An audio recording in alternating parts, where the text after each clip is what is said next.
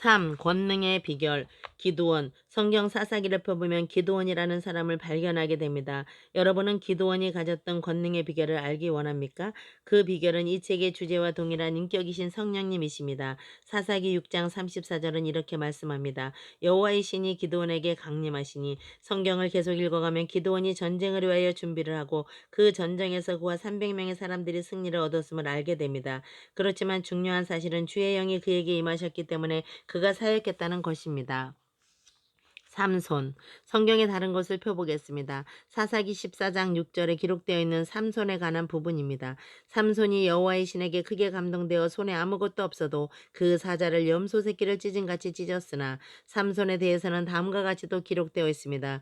블레셋 사람이 그에게로 마주 나가며 소리 지르는 동시에 여호와의 신의 권능이 삼손에게 임하며 그 팔 위에 줄이 불탄 삼과 같아서 그 결박되었던 손에서 떨어진지라. 사사기 15장 14절. 내가 어린 소녀이었을 때 삼손 이야기를 거듭거듭 반복하여 들을 수 있었던 것을 기억합니다.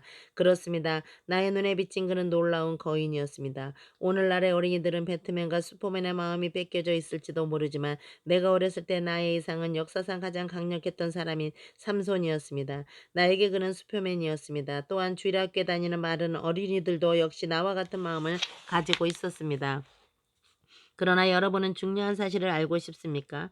내가 삼손이 가졌던 능력의 비결을 배운 것은 그 후 훨씬 나중이었습니다. 아이였던 나는 삼손이 강한 것은 머리카락이 길었기 때문이라고 생각하고 있었습니다. 그리고 그 긴 머리카락의 남자를 발견하고는 저 사람도 삼손처럼 틀림없이 강할 거야라고 생각하곤 했습니다. 그러나 하나님의 말씀을 배우고 삼손의 힘과 강함의 비결은 머리카락에 있었던 것이 아니고 성령님께 있었음을 알게 되었습니다. 삼손은 하나님에 의해 양육되었으며 하나님의 영이 그에게 임하였습니다.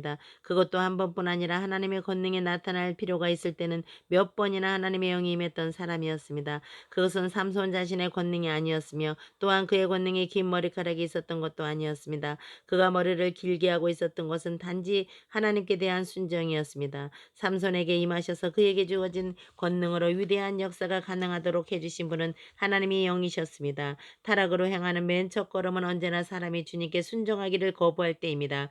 기억하십시오. 삼손의 생애에서 그가 행했던 것들을 가능케 했던 능력은 성령의 권능이었습니다. 삼손이 하나님께 순종했을 때 성령께서는 그에게 임하셨습니다. 그러나 그가 하나님께 순종하지 않았을 때 성령의 위대한 권능은 그에게서 거두어졌습니다. 하나님의 말씀 가운데서 가장 슬픈 것 중에 하나를 사사기 16장 20절에서 보게 됩니다. 삼손이 잠을 깨며 이르기를 내가 전과 같이 나가서 몸을 떨치리라 하여도 여호와께서 이미 자기를 떠나신 줄을 깨닫지 못하였더라. 사랑하는 여러분, 그전에는 성령께서 삼손에게 임하여 몸을 진동시켰습니다. 그의 양쪽 발 주위에 있던 치끌기를 불탄 삼실 끄는 같이 하였던 것은 주의 영이셨습니다.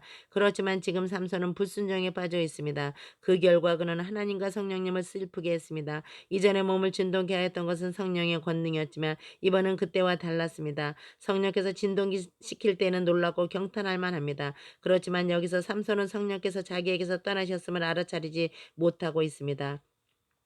이제 그는 자기 스스로를 흔들어 진동시켜야 했습니다. 하나는 성령에 의해서이고 또 하나는 육에 의해서입니다. 성령께서 삼손에게서 떠나셨습니다. 그러자 그는 다른 평범한 사람처럼 되었습니다.